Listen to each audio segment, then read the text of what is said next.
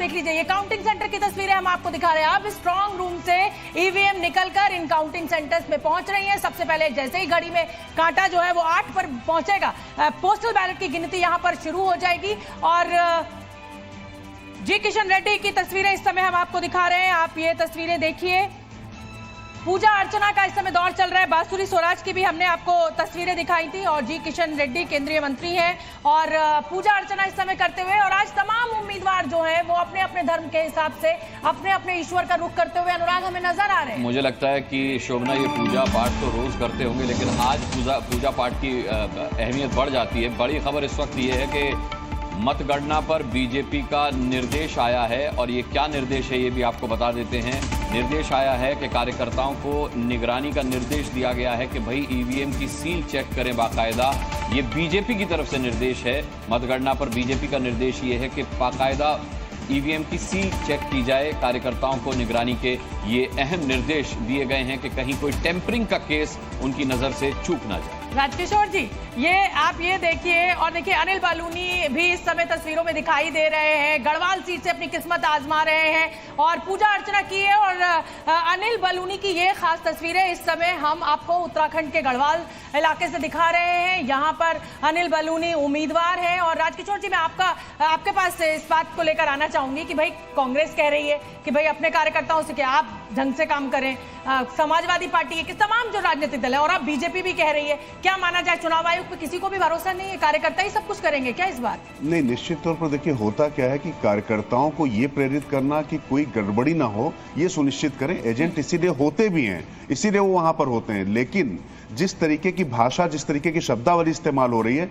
मुझे लगता है वो ज्यादा खतरनाक है। ये कह देना कि आप बिल्कुल जियो मरो कफन बांध दो, ये जो भाषा है, मुझे लगता है ये जिस तरीके से अपने कार्यकर्ताओं को भड़काने की कोशिश है। मेरी बार बार ये बात है, होता क्या है कि आपको पॉलिटिकल पार्टी से लड़ना है, अगर संवैधानिक संस्थाओं से इस तरीके से अगर आप लड़ना करेंगे तो दिक्कत 13 मिनट बचे हैं वोटों की गिनती शुरू होने में। और अब देखना ये होगा कि हमारे राजनीतिक विश्लेषक के तौर पर आपका आकलन कितना सटीक बैठता है। जी न्यूज पर सबसे तेज नतीजे दर्शक हमारे देखने वाले हैं। सिर्फ 13 मिनट के बाद गिनती शुरू होगी, और जैसे जैसे मैं ये ब्रेकिंग न्यूज पढ़ रहा हूं, ऐसे ऐसे ये मिनट भी कम हो रहे हैं।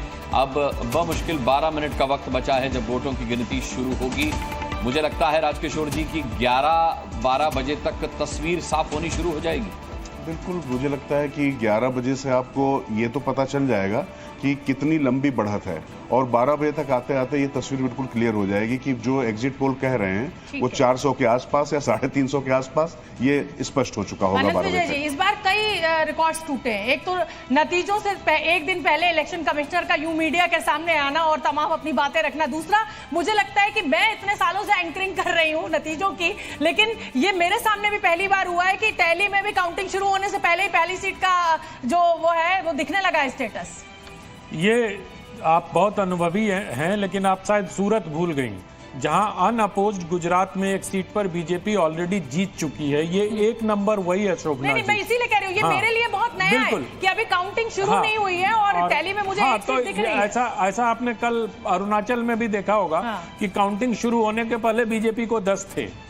तो अब मैं ये तो नहीं कह सकता हूँ, लेकिन भाजपा के कुछ हमारे मित्र कह रहे हैं ये शगुन का टीका है। ठीक है आरती टिक्कू, इस बार कई रिकॉर्ड टूटे हैं। देखिए, मुझे लगता है 12 बजे आपको सबसे बड़ा रिकॉर्ड मिलेगा टूटते हुए, क्योंकि जितने भी एग्जिट पोल्स थे उन्होंने बीजेपी को और एनडीए को 350 प्लस दिए हुए हैं। तो वो अपने आप में इतना बड़ा रिकॉर्ड होगा कि 400 पार अगर हुआ तो उससे जैसा तो कुछ होगा ही नहीं बीजेपी के लिए। लेकिन रिकॉर्ड तोड़ने की बात नहीं है। मुझे लगता है कि आरती जी आपको रोकना होगा। पूजा अर्चना करने के बाद जी किशन रेड्डी कुछ कह रहे हैं, सुन लेते हैं।